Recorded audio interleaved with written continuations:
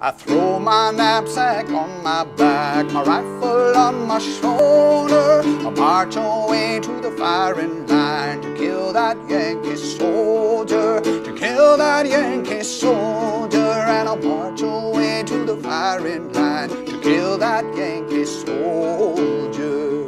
If I am shot on the battlefield and I should not recover, who will care for my wife and child and care for my aged mother?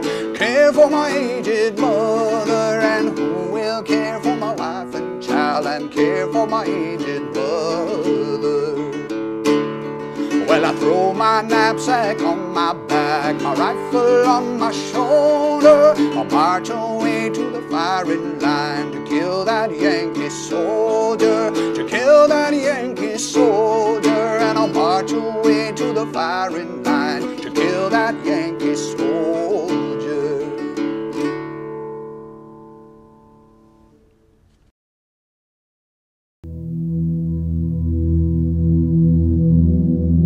In the summer of 1864, the Confederate Army and the Union Army were stalemated around Petersburg, Virginia. There was an idea circulated among the Union command to have a Pennsylvania regiment who were miners dig a tunnel beneath the Confederate earthworks, load it with powder, and explode it, and then rush a whole corps into where the powder had exploded and hopefully break through the Confederate lines and bring an end to the war.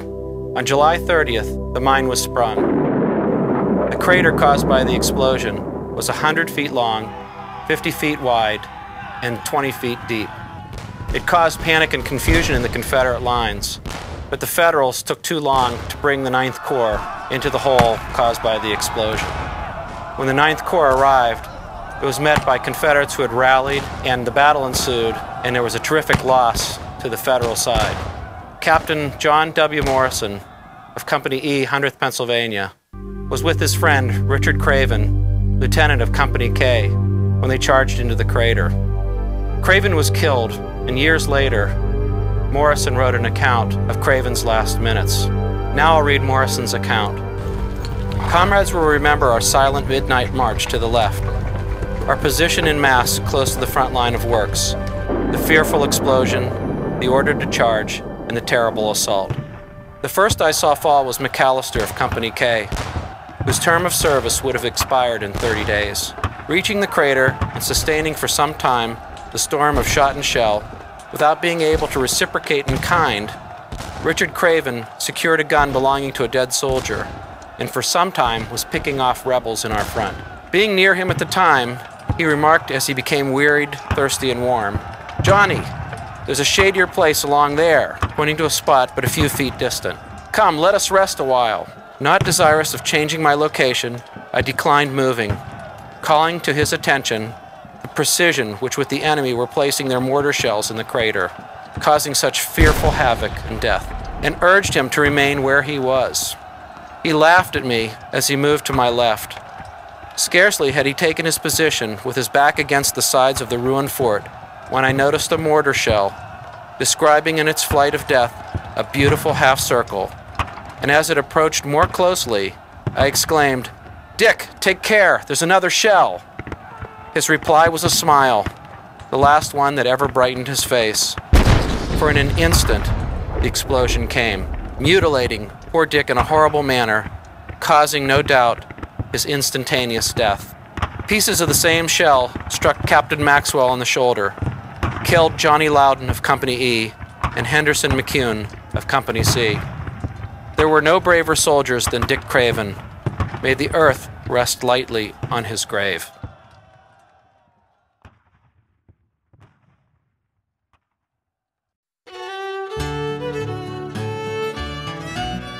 We're going to talk about the backpack, the Federal backpack. This pack is a typical pack issued to the Army, especially the armies of the East, the Army of the Potomac. If you've ever wondered how the Army transports a lot of its gear, the soldier's turned into a pack mule and carries this pack on his back. All the soldier's daily necessities are carried in this backpack. The soft pack is made of painted canvas.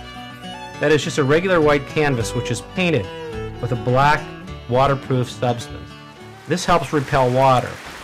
It's not completely waterproof, but it does an excellent job in repelling most of the water that a soldier would have poured on him from a quick rainstorm or a snowstorm or the elements of weather.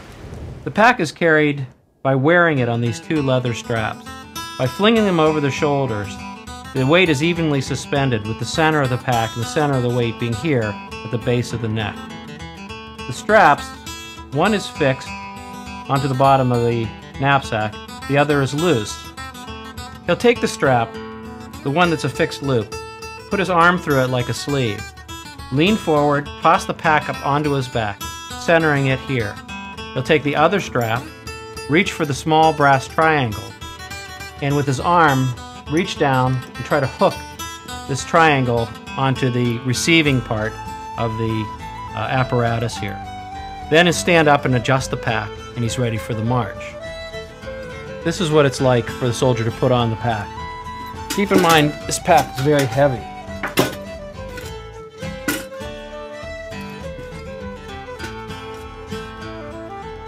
First the loop, and the triangle. You can see it is with difficulty, but this is done. And usually, a soldier's partner or comrade in arms to help him get this all set. It's completely hooked up. This is the hotel. In fact, they were called hotels, or they were called bureaus. Keep in mind, because they held all the soldiers' possessions. In fact, they were stuffed, as you can see, with soldiers' possessions. This pack weighs roughly 30 to 40 pounds when it's completely full. So it is cumbersome, and the weight pulls directly on a soldier's shoulders. These straps were made to either hook onto the belt to help relieve the weight or hook across the body to support the weight on the chest. Early in the war, it was comical to see how many things a soldier could pack in his backpack, especially leaving camp for the first time. You would see quilts that were sent from home, you'd see baking pans, skillets, you would see boots, such as these boots. Boots were often seen dangling off the back of a pack, as well as perhaps a spare pair of shoes. On these long marches, these first marches out of camp, as the miles got longer, the backpacks got heavier, the roads were littered with the extra equipment that was thrown off. It was a common sight to see citizens following the army picking up this extra gear that was on the highway and keeping it for their own personal use. Before I open the pack, we can look at the exterior components. On the top of the pack is what looks like a bedroll, but it's actually the overcoat, placed on top by means of leather straps. The outer bag is here. The blanket is inside. A mucket is suspended, the cooking mucket is suspended from the straps. It can't be seen at this angle, but there's another bag underneath the blanket, which is the second compartment of the backpack. This is the overcoat from the top of the backpack.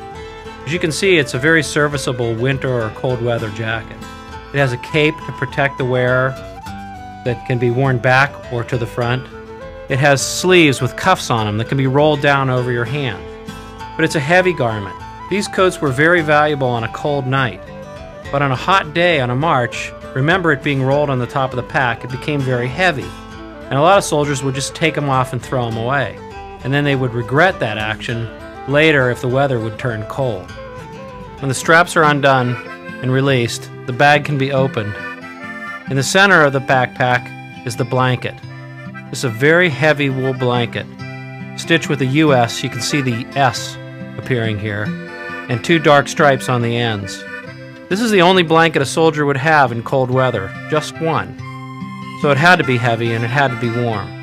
The inner envelope, the one that's closest to the back, folds open to house the shelter half. This is half of a tent that is buttoned together with a comrade's tent to make a complete one, which is in the shape of an A or a wedge. These were called dog tents because they reminded soldiers of dog houses. Under the shelter half, probably the most essential piece of equipment a soldier would carry was the rubber blanket.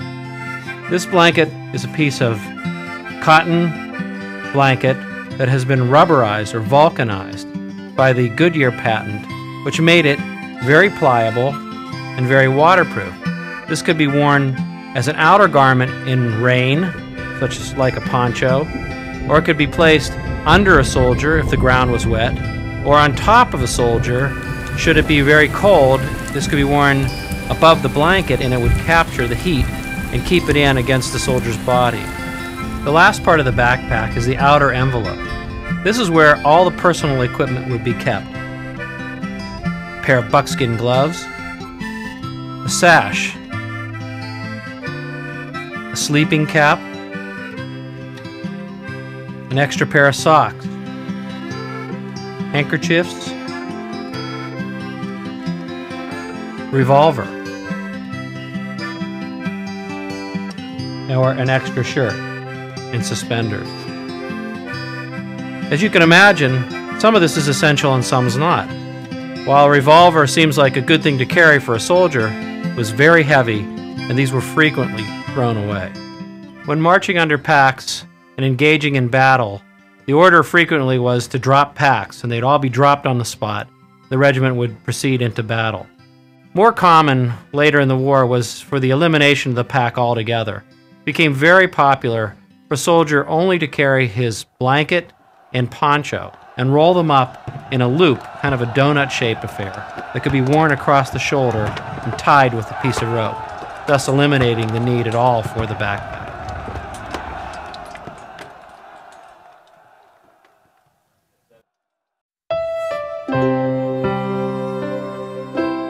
John Fullerton was sergeant in Battery B, 1st Pennsylvania Light Artillery, which was also known as Cooper's Battery. He rode home on July 4th, 1862, to his parents and his friends to tell them about the Battle of Gaines Mills. Camp on the James River, July 4th, 1862. Honored parents, brothers, and sisters, I write you a line at this time to let you know that I am safe. If this reaches you, I hope it may find you all in your usual health. Since you last heard from me, we have seen some stirring times. June 26, 12 a.m., we were on picket duty at Mechanicsville. We got orders to keep ourselves in readiness, that the enemy were grouping above with a large force. At 2:30, we took our position in the rear of some breastworks that had been erected for that purpose. We had not long to wait, for the enemy had made their appearance in large numbers. Our battery opened fire first, although it was a short time till the whole line was engaged. The enemy tried several times to plant a battery on the right in front of us, but as often as they tried, they were defeated. They at last succeeded in getting an 8-gun battery planted in the woods that drawed the attention of our 2 guns. The other 2 kept the infantry in check that charged on us by the whole brigades. As fast as they came, the rifles of the bucktails and the double charges of canister left them weltering in their blood. Lieutenant Fullerton's section was stationed a half a mile to our left and done good execution. At 9 p.m., the battle ceased, with the exception of cannonading that was kept up between our battery and the one spoken of, and at 10, all was quiet except the groans of the wounded and dying. Our ammunition was almost exhausted. The captain, 1 or 2 others, and I spent the night in fetching up and packing ammunition. The casualties of the day were as follows: John Lamb, dangerously wounded in the leg. Wesley Fair, dangerously wounded in the head and side. E.M. Smoot, fatally wounded in the abdomen. Sergeant James Nesbitt, slightly in the head. My little horse was killed, shot through with a cannonball on the morning of the 2nd day. June 27th. At daybreak, the battle commenced and was kept up till 9 a.m. Our ammunition was once more all exhausted, and we were ordered to fall back to Gaines Mills. We done so with considerable reluctance, with the impression that we would have held our position if 5 had been allowed to remain. It was one of our general strategic movements, and all for the best, which we would all learn in the course of time. In the conflict of the morning, we lost some horses. After retreating without confusion, 2 lines of battle being formed, we were on the 2nd line. Companies A and G were on the 1st line. They charged on by an overwhelming force. Company A lost all their guns, and G 2 of theirs. The regular battery of our division lost 3 pieces and fell back, and the battle then fell on us. We gave them the best we had. They made 1 charge on our battery, but had to fall back with heavy loss. Reinforcements then came and took all the ground we lost. 8:30 p.m. Left for a short time, but for our division, we fought no more that night. Some of the other divisions was fighting most of the night. At 1 a.m., we crossed the Chickahominy River and encamped a half a mile on the opposite side at daybreak. In this day's fight, we lost no men and only 1 or 2 horses slightly wounded. How we escaped, I can't tell. The bullets fell thick as hail. Saturday, June 28th. We lay in the hot sun all day without much to eat. Ate nothing in the 2 days previous to this. Only occasionally a cracker that we would pick up by the way, or one by chance we would find in our haversacks. Coffee, our main standby, we could not get as our baggage wagons were moved to the rear. 8 o'clock p.m. We resumed our march and moved into Savage Station, a distance of 4 miles. We reached it at midnight. June 28th. After a short delay, we moved on our way. Some of our men so much exhausted for the want of sleep and rest that they fell from their horses, which could only raise a laugh among those which would happen to have their eyes open. 9 a.m. We crossed Bottom Bridge. From that, we moved on double quick for 3 miles so that the devils could not flank us. We camped for 6 hours and then resumed our march. June 30th. We woke up this morning somewhat refreshed. Everything passed all quiet till 1 p.m. Cannonading commenced on our right, the enemy attacking that point with artillery. It was kept up for an hour, and then all was quiet. The cannoneers sat down on their posts. The drivers dismounted and lay on the shady side of their horses, and we thought that we would get 1 night's good rest. But alas, we know not what an hour may bring forth. Our pickets were drove in. The enemy attacked us in front with a large force. We maintained our position till nearly sundown.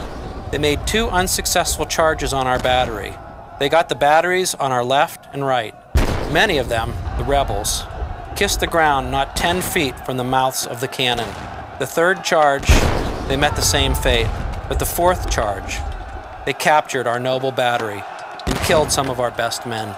Lieutenant Thomas Cadwallader, shot through the lungs and carried from the field, died in the course of an hour. Lieutenant H.M. Danforth was killed instantly, shot through the head. Sergeant James S. Miller was killed instantly in the act of picking up Lieutenant Cadwallader. He was shot through the brain. Private Franklin Johnson was shot through the abdomen and died shortly after being carried from the field. Private Isaac F. Wilson, David Brubeck were both seriously wounded.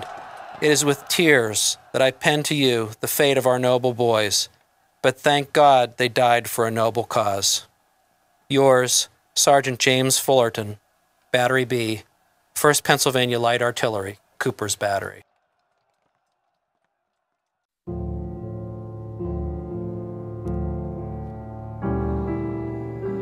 Letters home were a way for the soldier in the field to communicate with his family.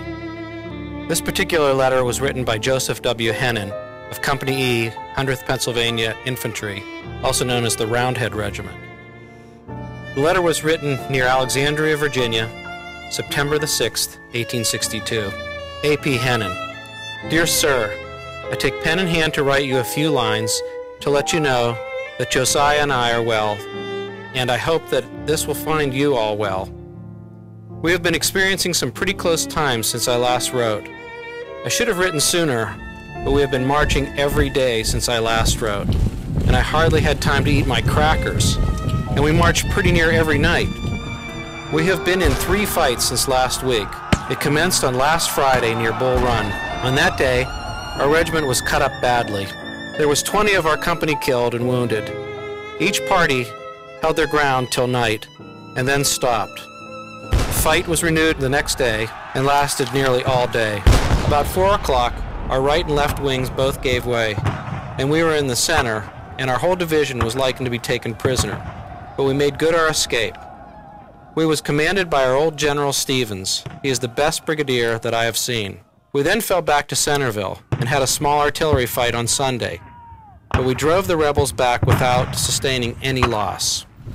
On Monday morning, our division was marched out as we thought to get a good camp and rest, but we were sadly mistaken.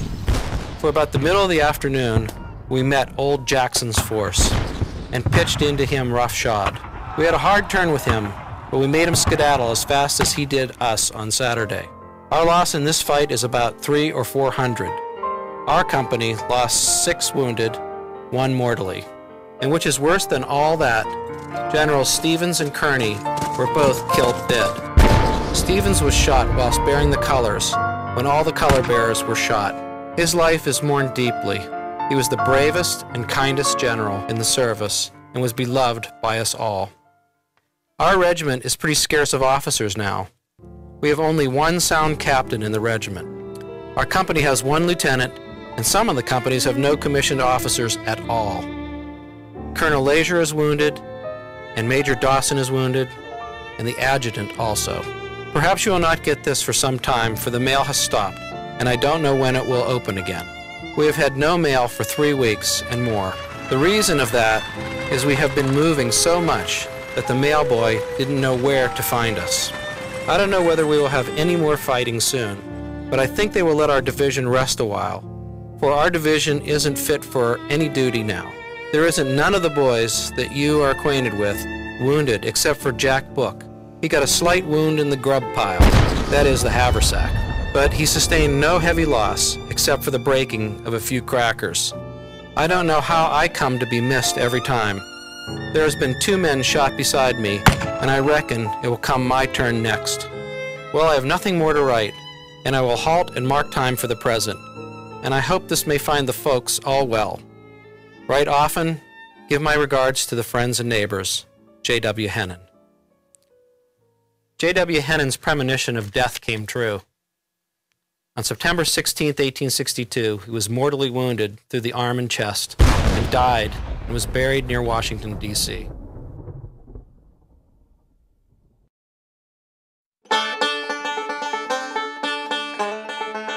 One popular thing to emerge during the war between the states was the advent of carte de visite photography.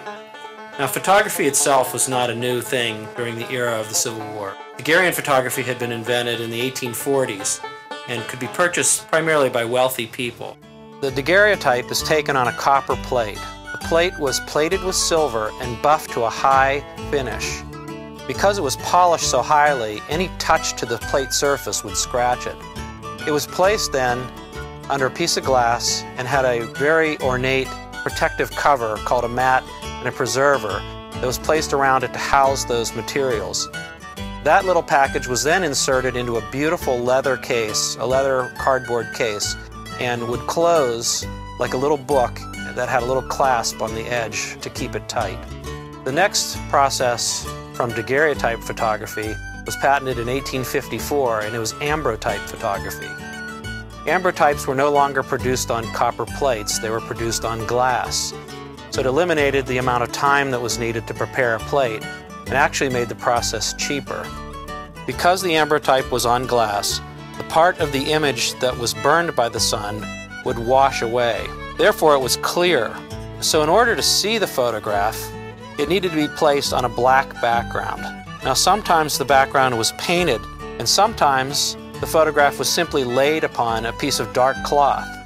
So you instantly get the change from what appears to be a negative to what was then a positive.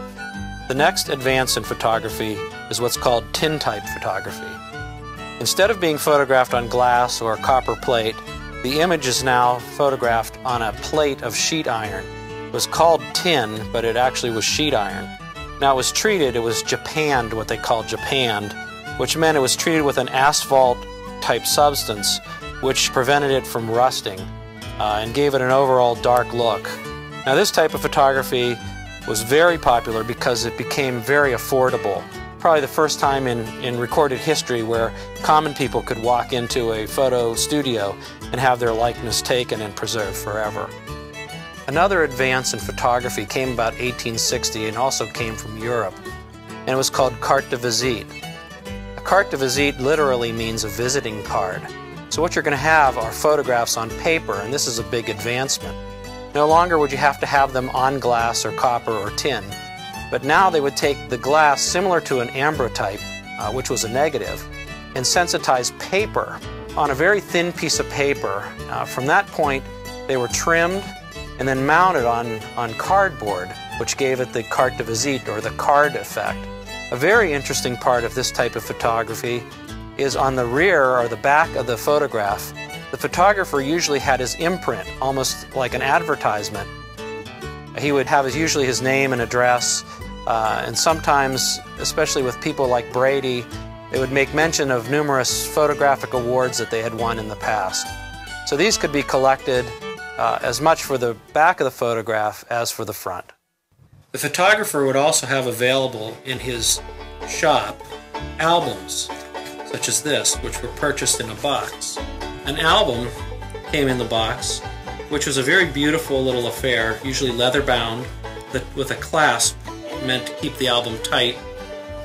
Inside were slotted pages with little windows, and the carte de visite could be slid in the windows, and an album compiled which was personalized to the album owner's taste. Albums came in many sizes. They usually contained an index page on which the owner could write the names of the portraits that would appear on the pages to follow. Sometimes military albums were compiled, consisting of the president, the generals who were in command of a particular soldier. Officers could be compiled, and actually many of them would be signed. As you can see here, yours truly, J.E. Cornelius. These photographs became an invaluable source to the owner because many of his friends would not survive due to battle death or other casualties occurred while in the service of their country. These albums of combined portraits give us a look at the men who fought the Civil War. Their faces, their signatures, and their personalities come through in the various photographs.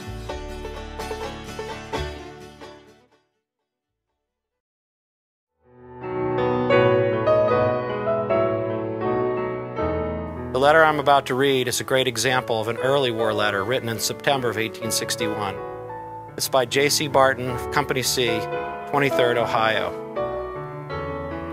Cross Lanes, Virginia, September 10th, 1861. My dear parents and brother, I should have written to you yesterday, was not able, and were it not to relieve your anxiety, it would be more for my benefit to delay a few days. You have undoubtedly heard 1,000 different rumors concerning the struggle between General Rosecrans and Floyd. Perhaps none of them correct, but I will proceed with the facts.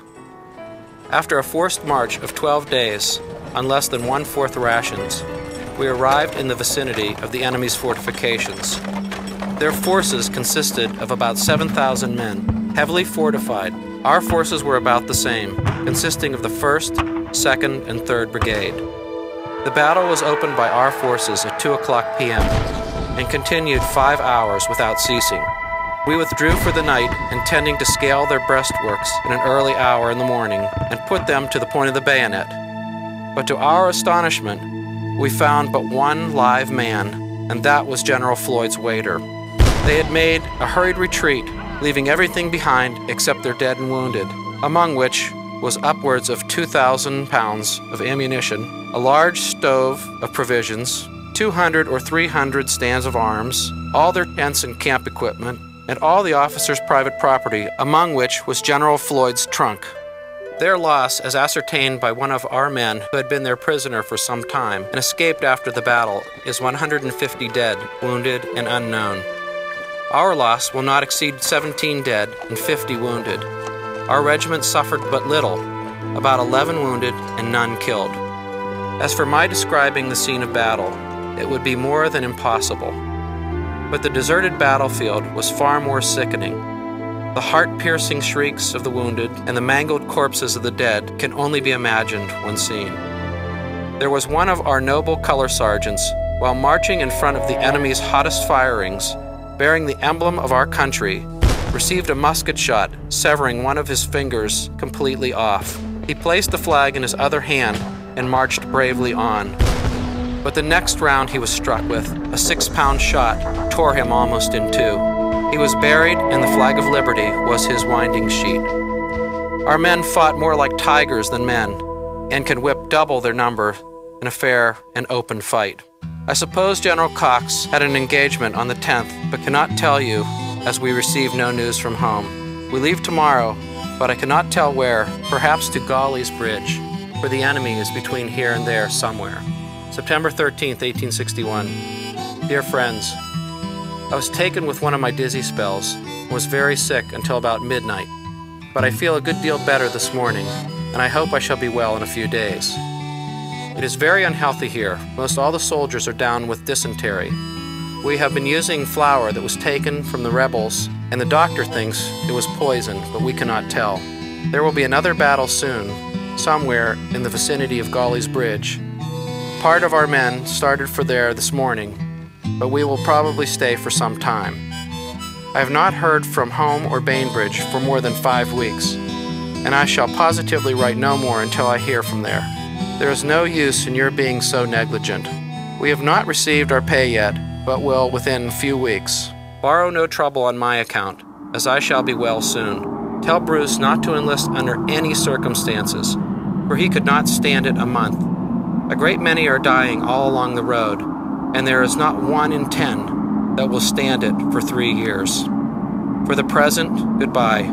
I remain your obedient servant, J.C. Barton, Company C, 23rd Regiment, via Weston, Lewis County, Virginia.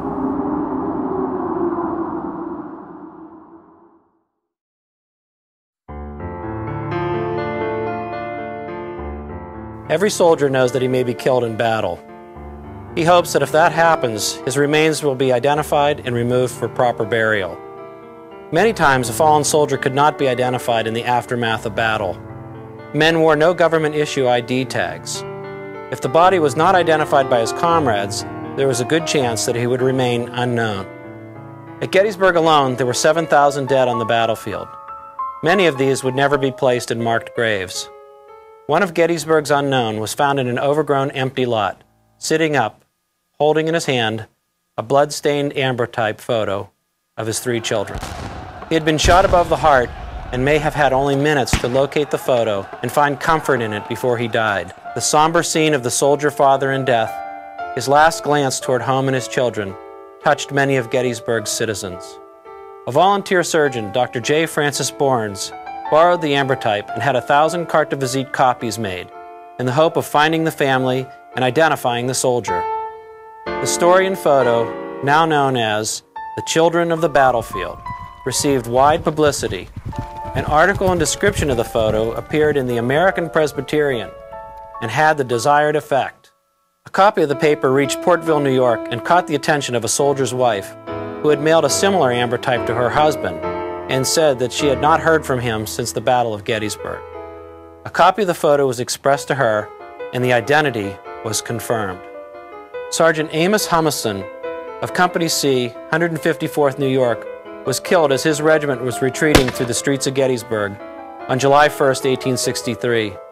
Proceeds of the sale of thousands more photos went to the support of his widow, Philinda Humiston, and her children, Frank, Frederick, and Alice. Eventually, enough proceeds were raised to support the education not only of the children of the battlefield, as the Humiston children became known, but for other orphaned children as well. The National Soldiers' Orphans Homestead in Gettysburg was home to Philinda Humiston and her children from 1866 to 1869. Boys at the homestead wore Civil War uniforms and practiced drill as a part of their daily routine. The Orphans' Homestead was in the former headquarters of Major General O.O. Howard, who commanded the 11th Corps, Amos Humiston's Corps, during the Battle of Gettysburg.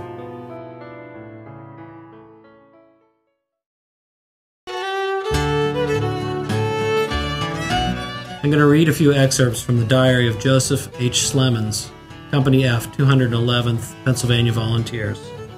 September 28, 1864. We lay all night on the ground without any shelter, and this morning we were all busy putting up tents. I've just drawn 3 days' rations for the company. 10 o'clock p.m. The whole brigade broke camp and started on the march. 3:25 p.m. I am waiting with our company's baggage, waiting for the wagons and the ambulances are taking the sick to the hospital. 4 p.m. We got the baggage all loaded and started. We passed General Butler's headquarters and went to the defenses of Bermuda Hundred between the James and the Appomattox River. Tuesday, September 29, 1864. We lay all night on the ground in the rear of the old soldiers' camp and sent some men out on picket. There was very rapid, heavy firing in the direction of Petersburg, and the Rebs were shelling our men at Dutch Gap. Our boys stayed up quite late watching the shells as they took their fiery course through the air and burst. September 30th, 1864. At 11:30 yesterday, we fell in and manned the ramparts, and was ordered to stand on the works to show ourselves. We stood about 15 minutes when the Johnnies put a solid shot through Company F on our right, killing one man immediately and wounding one other so that he died last night. It also wounded 1 or 2 men in another regiment. There was a fight going on yesterday in the direction of Richmond at Deep Bottom. Our men was driving everything before them. The wounded and stragglers coming in here tell good stories. We could see the flash of the guns and see the smoke rise. This morning at 4 o'clock, we fell in again on the breastworks and stood there till daylight, then marched to our quarter.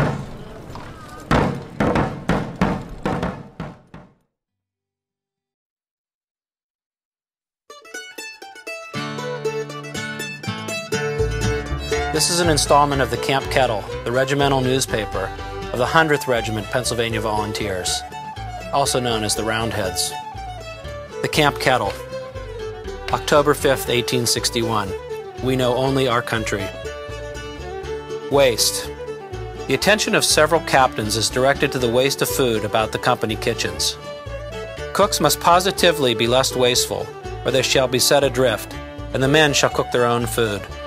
The men's rations must not be wasted, and we are authorized by the Commandant of the regiment to state that if there not be a reformation among the cooks in this respect, they will wake up some morning to find their occupation gone.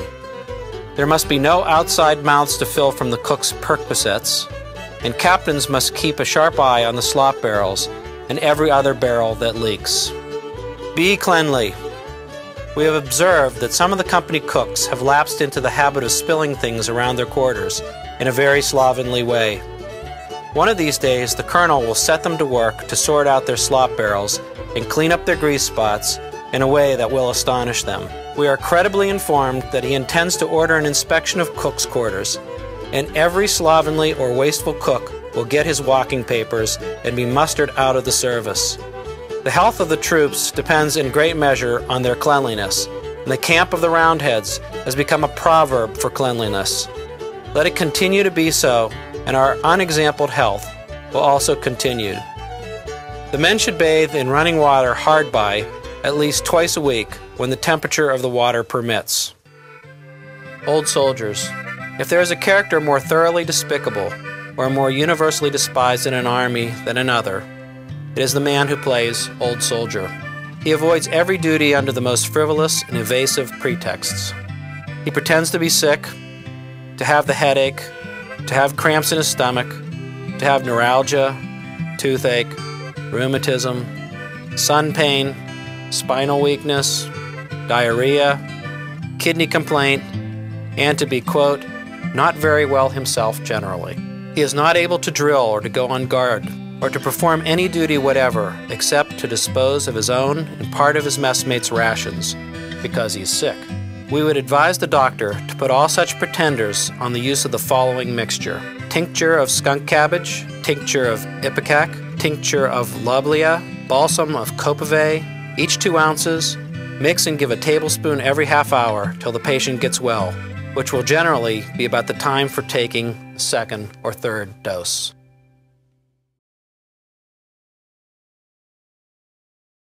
I'm Paddy McGeeser from Ballinaheaser. In an elegant ship I come over the sea. Father Donahoe sent me my passage, he lent me sure only for that I'd walked all the way. He talked of America's freedom and glory, but Laura says I, that's the country for me. So to end the long story, I've come now before ye to give the opinions of Paddy McGee. When Ireland was needing and famine was feeding and thousands were dying for something to eat, 'twas America's daughters that sent o'er the waters the ships that were loaded with corn and wheat. And Irishmen sure will forever remember the vessels that carried the flag of the free, and the land that befriended, they'll die to defend it. And that's the opinions of Paddy Marie.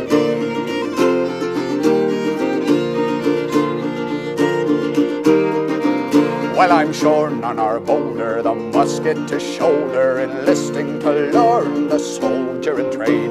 With Corcoran fighting in Maher delighting, they swell up the ranks of the Irish Brigade. With Columbia defying the bold British lion, the sons of old Ireland forever shall be. I'll have no intervention if that's their intention, and that's the opinions of Paddy Marie.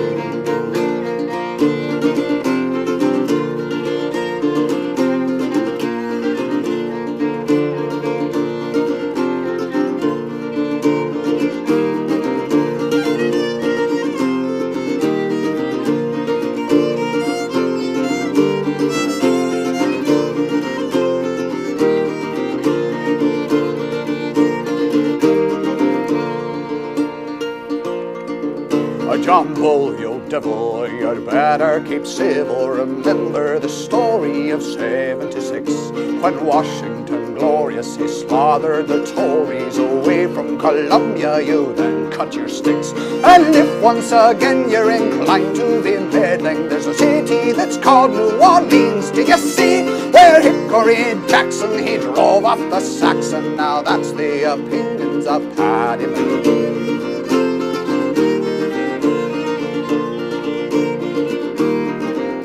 Though now we're in trouble, it's only a bubble. We'll soon make the foes of the Union retire. Foreign knaves that would meddle had better skedaddle, for them Uncle Sam has a taste of Greek fire. They'll find if they try it, Columbia's a giant, and victory perched on the flag of the free. For the American nation can whale all creation. Now that's the opinions of Paddy Marie. Now that's the opinions of Paddy Marie.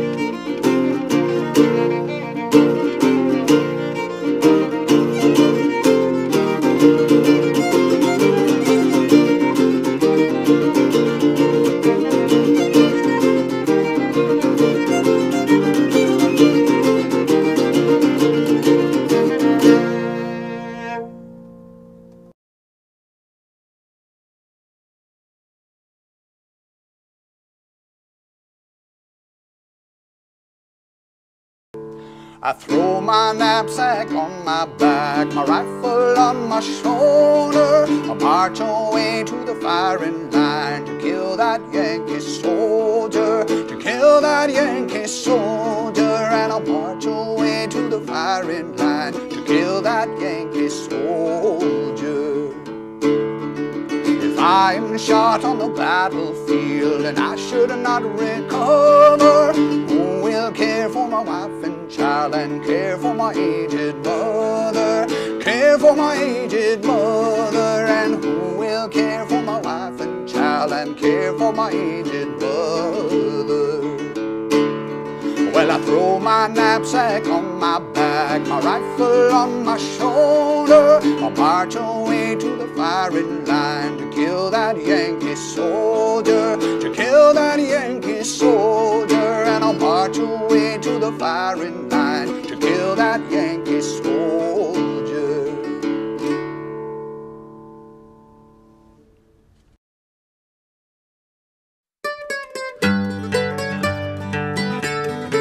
Single most indicative piece of headgear in the Civil War is the forage cap. This cap was worn universally. It was issued to enlisted men, but it was worn across the board by officers and enlisted men. It's a simple cap. It was based on the French styles that were found in the 1850s. Actually, it was based on a harder type of hat called a shako, which stood very tall. The variation the U.S. adopted was a soft one, which was meant to fall forward, to be used in fatigue duty on marches. It's called a forage cap because fruit or things could be put into it as forage and carried around, although it probably wasn't used very much like this. The name stuck. This cap is known as the Model 1858 Forage Cap, F-O-R-A-G-E. It's the cap that was issued by the Army. There are many different types of caps that were worn in the Army, but this is the standard issue cap. It has a high body with a flat cardboard top. It offers little protection from the sun, only a visor in the front, nothing on the back, nothing on the sides. The front of the cap is a painted leather band with a small brass buckle. The buckle could be released or opened up, and the band then becomes a chin strap which goes beneath the hat under the wearer's chin. It was very infrequently used like this. The interior of the cap has a leather sweatband and a polished cotton lining with a small paper label on the crown. The label says size 7, number 2, U.S. Army, signifying that it is actually an issued cap. The visor is cut from leather, then painted with enamel paint to give it a shiny surface. This particular cap has been individualized. The soldier has signed his name into the tar on the brim. This cap was owned by a man named Howell Dellin, D-E-L-I-N. He was in Company G, the 88th Ohio Infantry. The 88th saw little action, but acted as camp guards at Camp Chase, Ohio, guarding Confederate prisoners. The top of the cap, this particular one is unadorned, but the top of the cap is a place where you'd find the regimental numbers or hat brass. Perhaps you would see a horn for infantry with regimental numbers and a company letter. You might even see a corps badge, peculiar shapes that were designated for individual corps, which could be affixed to the top of the hat. So in fact, this hat could be a storyboard telling you the regiment a soldier belonged to, his branch, infantry, cavalry, artillery, his company, and even his corps. Some of it was by personal choice, some of it was by regimental choice. Regimental commanders would decide how, where, or even if to place numbers or insignia on a cap. But many times there would be nothing like this cap indicates here.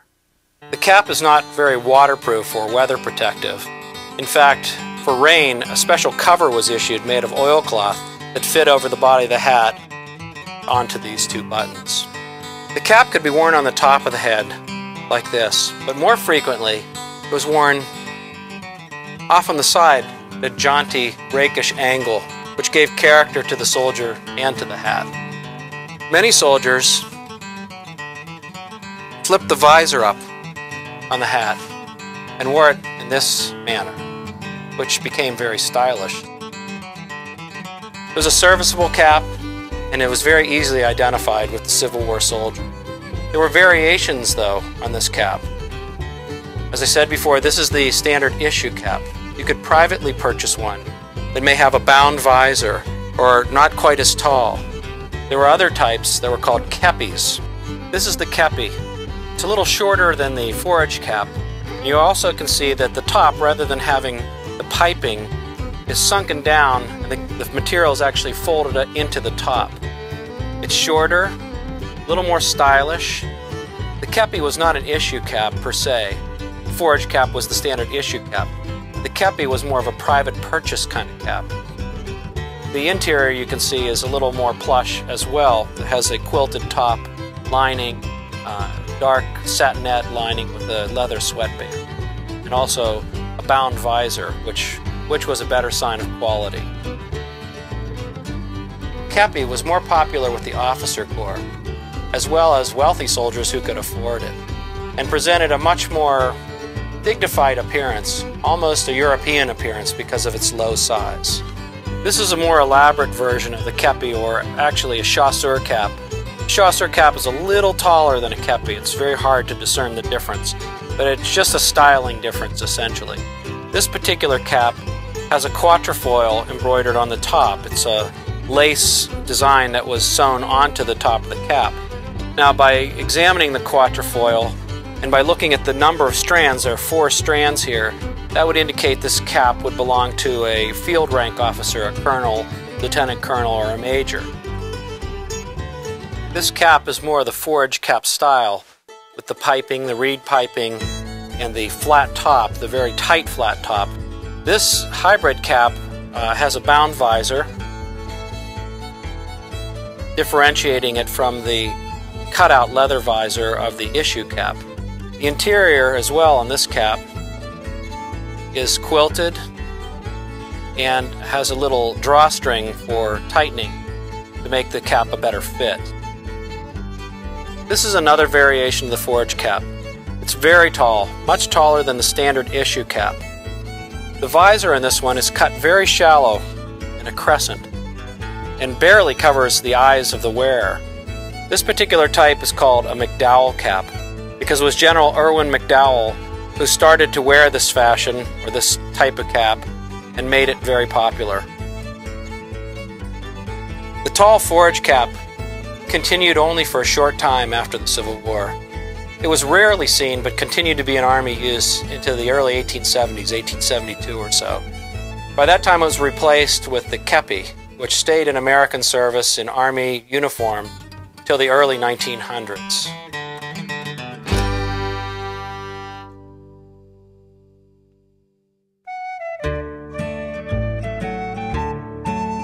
These two letters are from a soldier named Andrew Crawford.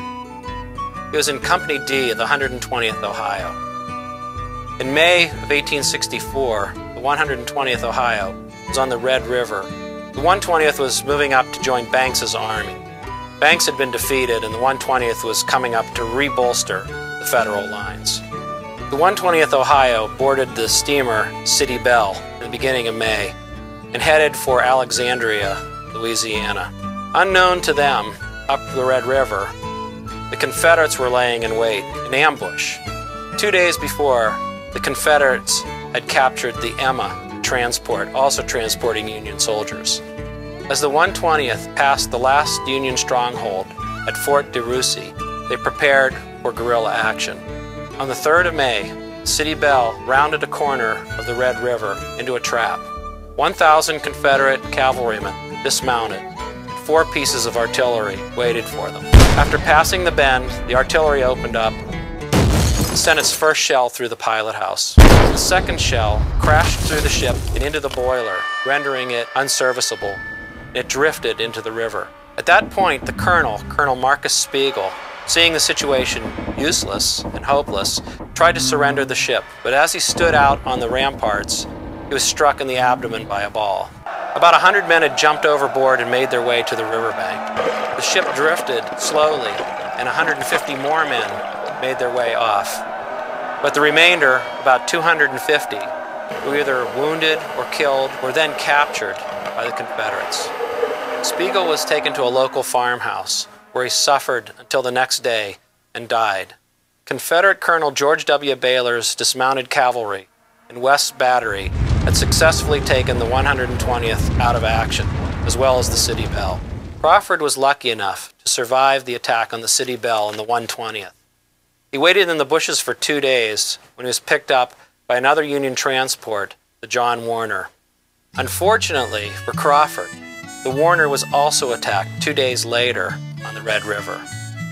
These 2 letters are written to his father and describe the action at Red River. From Morgan's Bend, Louisiana. Dear Father, I take my pen in hand to let you know where I am. I am at Morgan's Bend, about 50 miles from Port Hudson. The weather is hot here now, but not as hot as it will be in the next month. The river is falling fast now. It rained 11 days here this month. It commenced on the 1st and ended on the 11th. I suppose you have heard of the disaster that happened to our regiment on the Red River on the boats. It was a sad affair to us. We lost our colonel and half of the regiment, and nearly all the officers. John Campbell was killed, and Henry Sanders was taken prisoner. I escaped unhurt on the boat that the regiment was on. I got out in the woods and hid myself in the brush until the next day. 2 gunboats and a transport came along, and I got on the transport and started. But we did not go far till the rebels opened on us again. 3 batteries and infantry. We had to get off the boat, for the rebels was putting it on pretty hot. I was knocked down by a splinter of a shell as I was getting off the boat, but it did not hurt me much. I got up and went up the bank as fast as I ever did in my life before. I would not like to go through it again. Another thing before I close. You and Uncle wants me not to re-enlist. You need not fear for it. I will not enlist again. From your son, Andrew Crawford.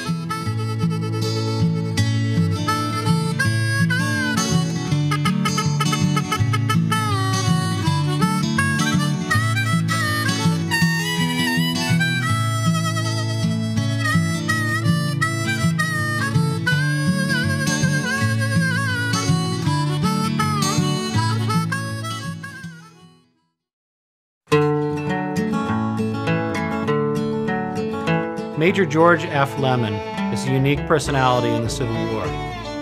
He was a member of the 32nd New York Infantry, also known as the 1st California. During the Civil War, each state had a quota of regiments to raise, of soldiers put into the Union Army. California was no exception. However, it was very far away, and it depended on recruiting soldiers from the East to fill up its regiments, which would be named with the title California Regiment. Lemon was a veteran of the Mexican War who moved to California after the Mexican War and started his family and became a prominent citizen in the San Francisco area. At the outbreak of hostilities, he and Rod Matheson, the colonel of the 1st California, raised companies of men from the New York City area, and thus were called, or given the number 32nd New York, but 1st California Battalion. During Lee's invasion of Maryland in 1862, the 32nd New York was attached to Franklin's 6th Corps. That corps was in McClellan's army, as the army was beginning the preparations for what would become the Antietam campaign. There were several passes through the South Mountain Ranges, one of them being at Crampton's Gap near the village of Burkittsville, Maryland. The Federal Army had found an advantage in finding Lee's battle plans wrapped around some cigars. These were presented to McClellan. McClellan was able to develop his plan to break Lee's army in two and divide and conquer it. McClellan unfortunately blundered this advantage. Having Lee's battle plan, he sent Franklin's 6th Corps into the village of Burkittsville. It was here that the 1st California would meet its fate. The Union Army deployed in Burkittsville, pushed its way through, and emerged on the other side of town. As the battle developed, the 32nd New York would follow the 96th Pennsylvania as it approached the stone wall at Mountain Church Road. The 96th went across first, dislodging the Confederates and fighting an intense battle around the Widow Tritt's house. After the 96th broke through, the 32nd followed in its path.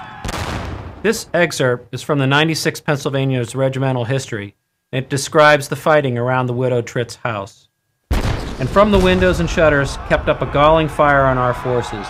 Some of those unable to make their escape, after vainly endeavoring to hide themselves in the cellar or garret, were captured or bayoneted. As the 96th Pennsylvania passed the Widow Tritt's house, the 32nd came in right behind him. The Confederates were running. They chased them behind the house and up what is known as Whip's Ravine. In that charge, Colonel Matheson and Major Lemon ran out in front of the battalion in their excitement, and both were shot down, both with leg injuries. The 96th Pennsylvania and the 32nd New York would continue their charge and drive the rebels out of Whip's Ravine. The day was a victory for the Federal forces. Colonel Matheson and Major Lemon were carried back to a field hospital in Burkittsville, where Matheson, a few days later, developed a severe infection, and during the operation in which his leg was amputated, passed away. Lemon died a few days later. He shared the same fate as his colonel. With the passing of both men, the California Battalion, the 1st California, really ceased to exist because these two men were the dynamic personalities that gave it its unique image. This is Major Lemon's sword, the very one that was laid on his coffin when he was given a soldier's burial. It says on the scabbard, "Presented to Major George F. Lemon by the officers and men of the 32nd New York, 1st California, March 6, 1862. The sword is in remarkable condition because it was only given to him a few months before his death.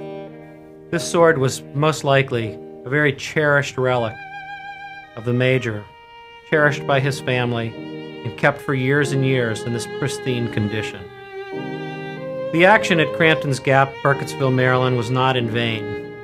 This campaign opened the door for the Battle of Antietam and dealt Lee a decisive blow, which eventually became the bloodiest day in American history.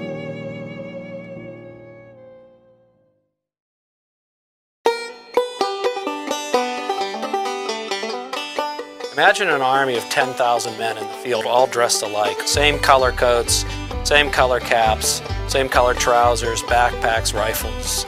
Imagine in that situation trying to tell who belongs to your corps or your regiment or your division. That was a big problem in the Civil War. How to distinguish one corps from another, one regiment from another, in those type of situations. Regiments were distinguished by putting numbers or letters on the cap. Their battle flags would also reveal what regiment a soldier belonged to. Another way was by looking at the insignia that he would wear on his cap. A hunting horn for infantry, a pair of crossed swords for cavalry, or a pair of crossed cannons for artillery. Above or below that, you would see either a letter for the company or a number that designated the regiment. No designation for state, just the regiment or company and branch. It was General Phil Kearny who, after the Battle of Seven Pines, realized he wanted to have a special insignia for his men so he could tell where and who they were. It's said that he cut up his own blanket, a red blanket, into 2-inch by 2-inch squares, and he gave his company officers a square to put on the front of their caps, the field officers a square to wear on the top of their caps. That way they could be easily distinguished. This worked out so well that it was noticed throughout the rest of the Army. It was always easy to pick out Kearny's men. When General Hooker came in command of the Army of the Potomac, General Butterfield suggested to Hooker that the whole Army adopt this system of marking corps, divisions with particular insignia that could be easily seen. It was in a circular issued from headquarters of Hooker's Army on March 21, 1863, that made a provision for distinct badges to be cut from cloth. Each corps of the Army of the Potomac would receive a distinctive insignia. The First Corps had the insignia of a circle or a disc. The Second Corps had the insignia of a shamrock or a trefoil. The Third Corps, Kearny's Corps, had the insignia of a diamond. The Fifth Corps, the Army of the Potomac, had a Maltese cross. The Sixth Corps had a St. Andrew's cross. The Ninth Corps had a shield. Inside of the shield had a cannon and an anchor. The 11th Corps had the distinctive shape of a half moon or a crescent moon. The 12th Corps had the shape of a star. Within each particular corps, the distinctive mark of the corps, there are also subdivisions. In a corps there are 3 divisions. Each of those divisions would receive a different color. There would be 3 colors: red, white, and blue. Red would be 1st Division, white would be 2nd Division, blue would signify the 3rd Division. The 9th Corps had 4 divisions. 4th Division color would be green. This badge is a good example. The distinctive shape is a shamrock or a trefoil. That signifies 2nd Army Corps. The color inside is red. That would translate to the 1st Division.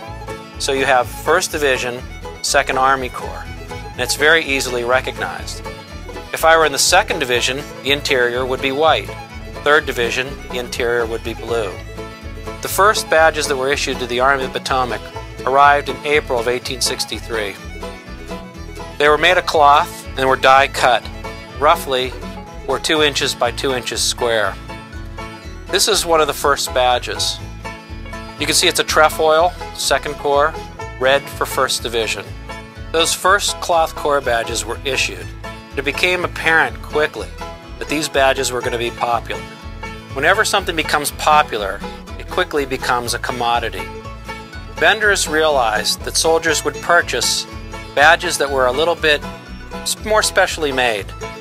This particular badge, again, is a 2nd Corps trefoil with a white interior for 2nd Division, but it has along its border gold bullion embroidered thread. This would be a step above the issued badge and would be privately purchased from a sutler or through a newspaper subscription, or mailed from home from a loved one. When badges first began making their appearance in April of 1863, other advantages were quickly discovered. Badges were worn in the Battle of Fredericksburg and Chancellorsville and Gettysburg. From those badges, it was easy to determine from the dead what corps or division they had belonged to. The popularity of these badges was unprecedented. Vendors cashed in on it. It quickly came to the market with metallic badges of precious metals such as silver or gold. These badges could be engraved by a jeweler with the soldier's name, regiment, even battle honors. This is a 9th Corps badge. It belonged to James W. Black, Company B, 100th PVV. By looking at it, we can tell a number of things. 1, he was a soldier in the 9th Corps. 2, he was in the 100th Pennsylvania. 3, the designation VV on the badge stands for Veteran Volunteers. Those designations were only given after 1863 when a regiment re-enlisted as a whole. It also tells the company to which he belonged, which was Company B. James W. Black enlisted in August of 1861 with the 100th Pennsylvania Regiment. Served for the entire time of the war until the Battle of Petersburg, or the Crater, where he was killed. This is all that remains of James W. Black. Not even a photograph. Only this. This is another Metal Corps badge made of silver that belonged to Hamilton Dunlap, Company K, 100th Regiment, Pennsylvania Volunteers, Veteran Volunteers. This one is more deeply engraved than Black's badge, and is even raised in the center in a little dome shape. The Army of the Potomac was the first army to use the Corps badges and Corps badge designations. It was only late in the war, actually very late in the war, in 1865, when the Western armies decided to use Corps badges.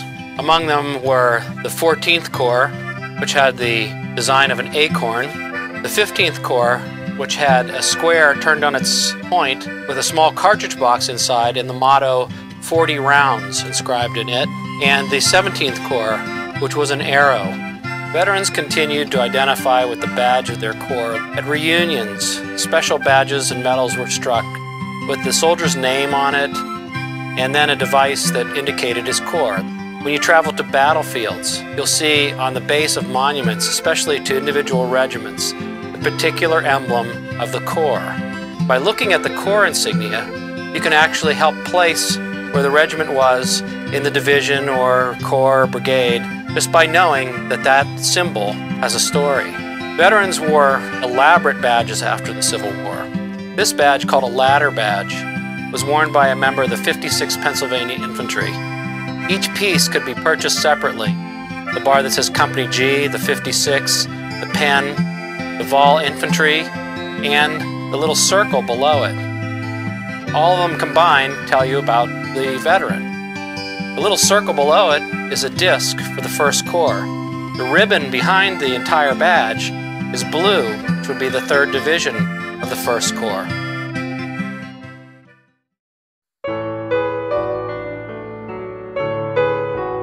Behind me is Joseph Slemons of Company G, 100th Regiment, Pennsylvania Volunteer Infantry. This is a letter he wrote home to his mother in October of 1862 in an attempt to write a poem. Silently, a little tear steals gently down his face, but he quickly wipes it away as if it was a disgrace. But still his bosom heaves as he thinks of the many joys that he used to pass at home along with his comrade boys. Hark! What's that noise he heard? He bends his ears quite low to catch each passing sound. Perhaps it is the foe. Halt! Who goes there? He cries. A friend, was the reply. It was the sergeant of the guard, who came to see how time was passing by. What? Only 12 o'clock? Oh, it's such a long night. It will be many a dreary hour yet before the break of morning light. The sergeant is gone, the guard sits down beside a sheltering tree and thinks of home and the coming morn, when he, relieved, would be. Morn has come, and he is relieved, and he marches to his camp. Wearily he moves along, for his clothes are heavy and damp. He scarcely had eaten his morning bread before the long roll was beat. To arms, he then did fly, the dastard foe to meet. Then came the deadly bayonet charge, and many sank to rise no more, amid the whistling rifle balls and the cannon's deadly roar. The shells screamed and burst, swords and bayonets clashed, and fierce was the rattle of cavalry as on the enemy they dashed. So you see there's quite a contrast between the two different shores. One is all peace and plenty, and the other, the cannon roars. And little do they think, as they pass their time away, of the poor sick wounded soldier who on the battlefield does lay. P.S. I did intend to write more and finish it up different, but I don't feel like writing, so I will close. J. H. Slemons, Company G, 100th Regiment, Pennsylvania Volunteer Infantry.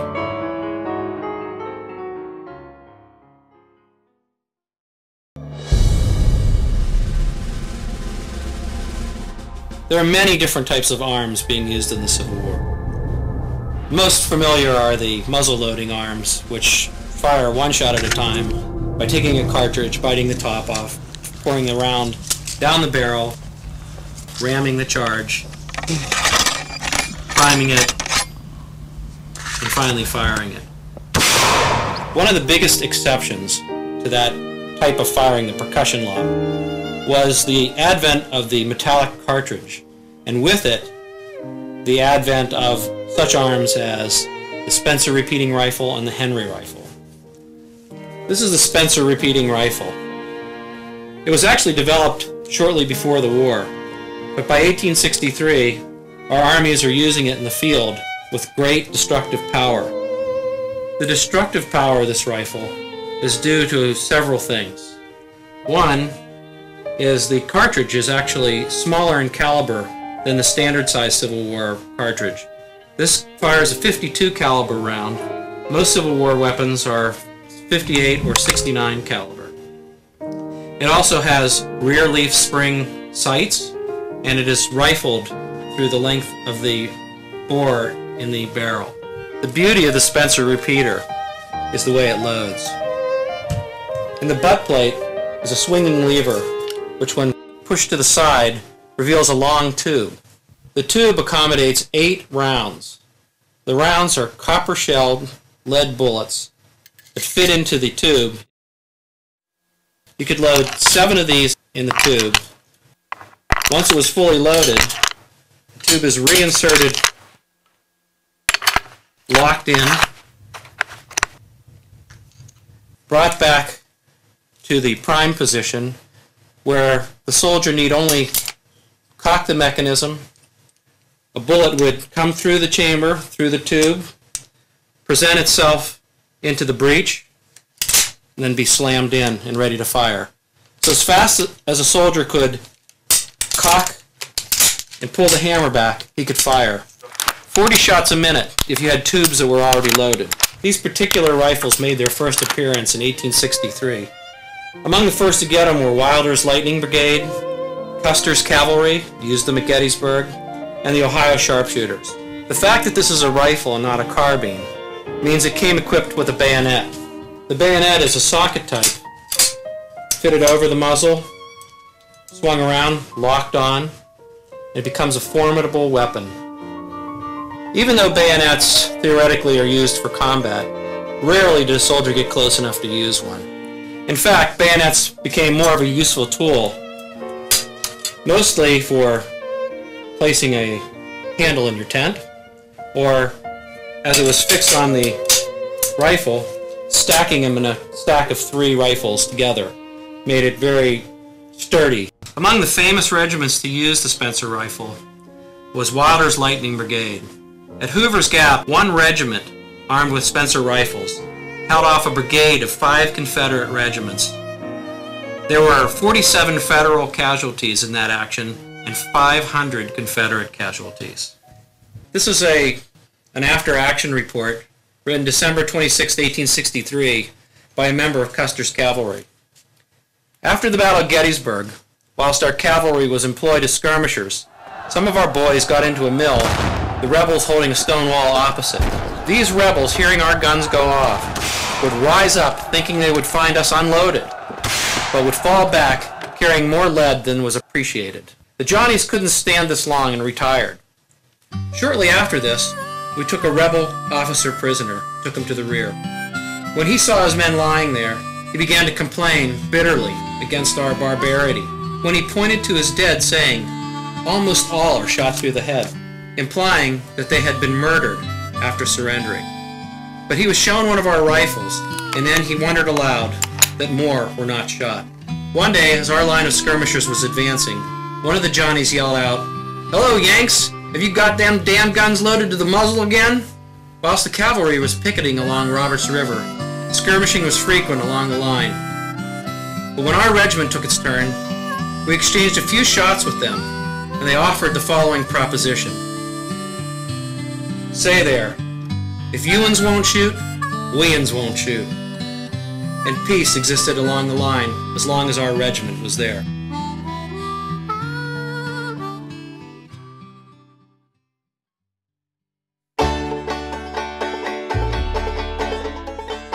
Life in the Army was difficult. The average age of a soldier was 24 years old.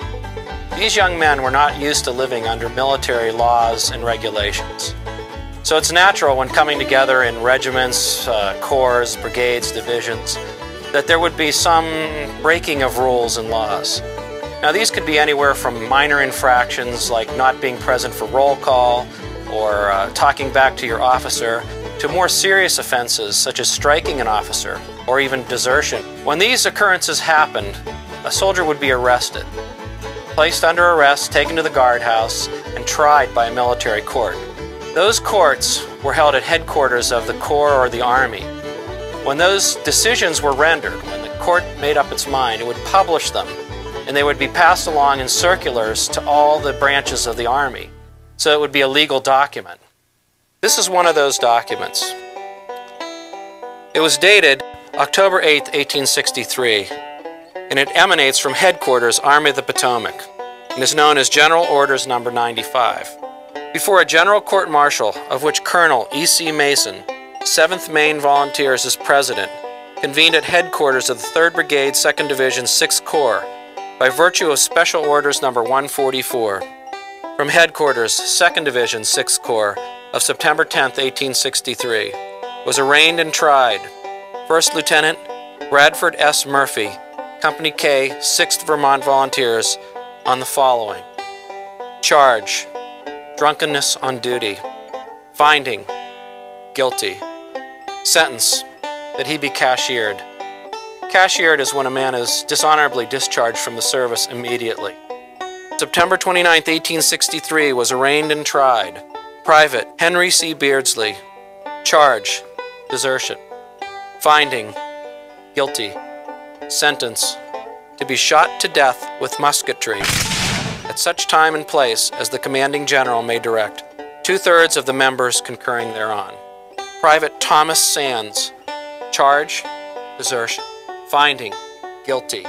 Sentence: to be shot to death with musketry at such time and place as the commanding general may direct, 2/3 of the member of the court concurring therein.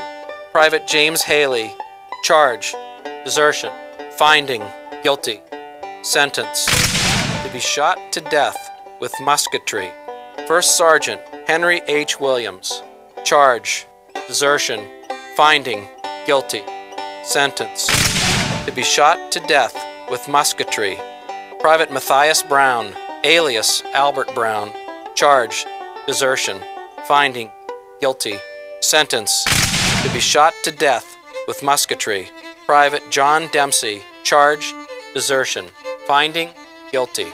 Sentence: to be shot to death with musketry. These men shamefully abandoned the ranks and deserted the service in the presence of the enemy. Desertion is one of the worst crimes a soldier can commit, but when he adds to it a cowardly abandonment of his post in the presence of the enemy, the extreme penalty of the law must be inflicted. The sentences in these cases will be carried into execution in presence of so much of the divisions to which the prisoners severally belong, as the division commander can properly assemble on Friday, the 16th instant. between the hours of 12 midday and 4 o'clock p.m. by command of Major General Meade S. Williams, Assistant Adjutant General. It was necessary for each regiment, division, brigade, and corps to collect and hold these general orders. It was required by law that they do so. You can see the severity of some of these punishments that are included in these general orders. Frequently, the orders were bound together. You can see holes here, in large volumes. And the volumes were tied together with like a red ribbon or tape. Soldiers learned to recognize the volumes bound in red tape as signifying meaningless mountains of paperwork. The word continues in our language today to mean relatively the same thing, hence the term red tape.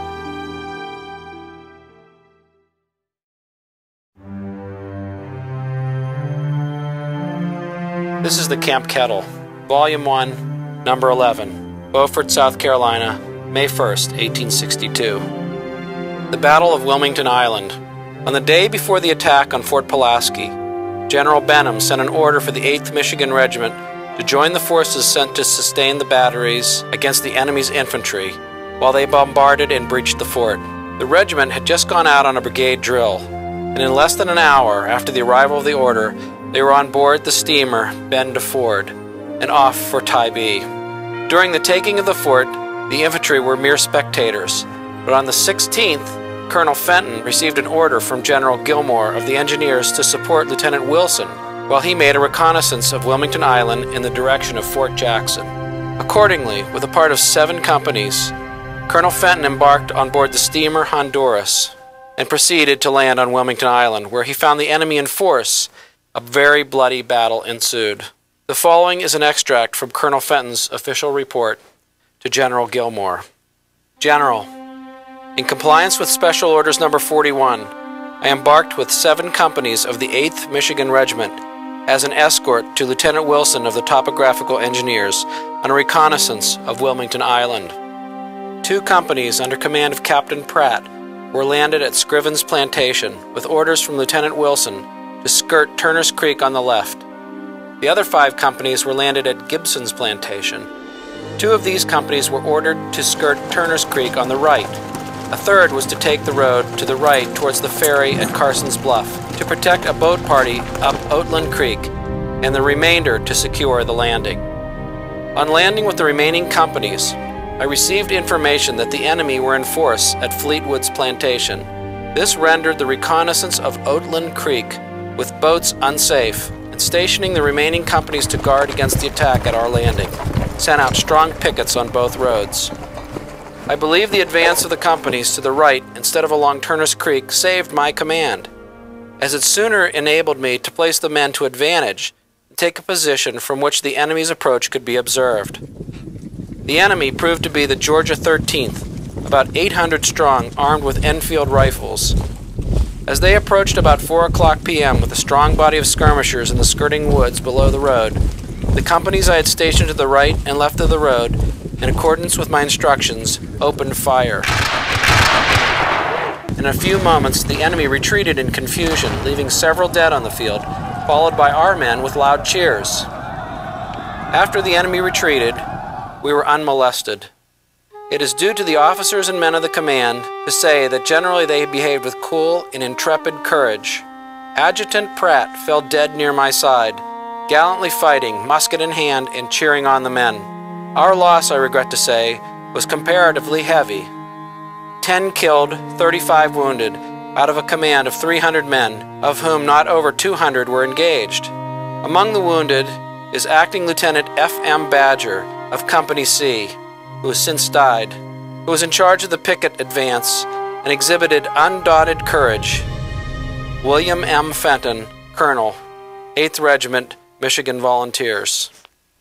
This has been Civil War Minutes. I'm Captain Michael Kraus, 116th Pennsylvania Veteran Volunteer Infantry, Company I. Remember to keep an eye on the Sutler, the next installments of Civil War Minutes.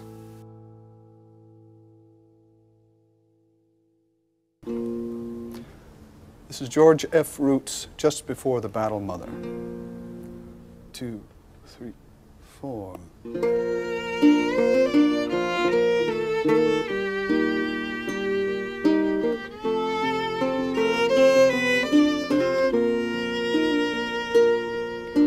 Just before the battle, mother, I am thinking most of you. While upon the field we're watching, with the enemy in view, comrades all around me lying, filled with thoughts of home and God. For well they know that on the morrow some will sleep beneath the sod.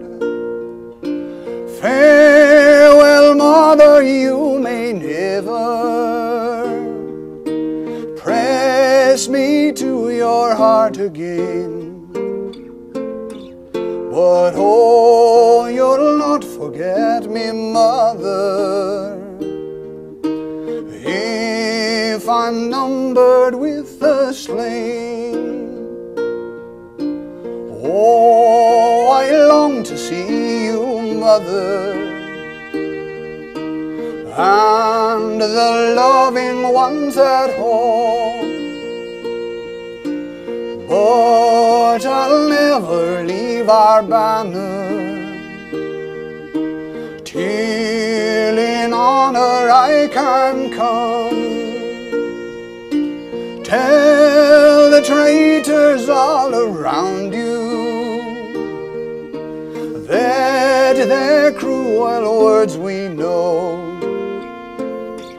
In every battle kill our soldiers by the help they give the foe.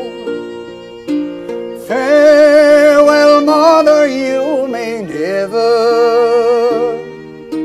press me to your heart again, but oh, you'll not forget me, mother, if I'm numbered with the slain.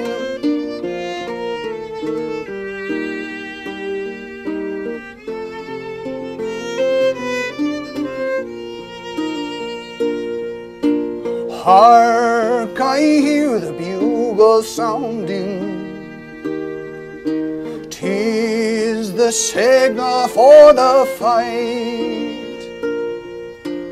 Now may God protect us, mother, as He ever does the right. Hear the battle cry of freedom, how it swells upon the air. Oh yes, we'll rally around the standard, or we'll perish nobly there. Farewell, mother, you may never press me to your heart again,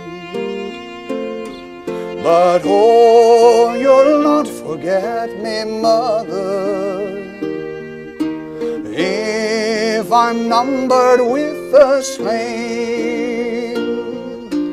Farewell, mother, you may never